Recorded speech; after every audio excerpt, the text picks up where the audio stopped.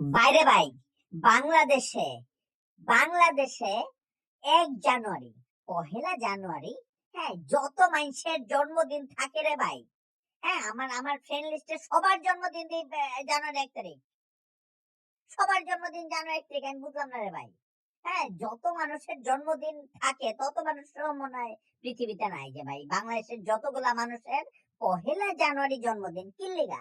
কারণ ফেসবুক খুললেই আর কোনো ডেট পায় না, পহেলা জানুয়ারি, হ্যাঁ, দিয়া দেয় 1900 এত 2000 এত পয়লা জানুয়ারি। কি লিগা তোর পহেলা জানুয়ারি দিতে হবে? একটা র্যান্ডম দে, বা তোর আসল দে, বা সার্টিফিকেটে দে। এখন তো ভাই মনে হইতেছে মানুষের 3টা জন্মদিন, একটা আসল, একটা একটা সার্টিফিকেটের, আর একটা হচ্ছে ফেসবুকের। 3টা জন্মদিন। আমার হ্যাপি বার্থডে উইশ এটা বইয়া যায় রে ভাই।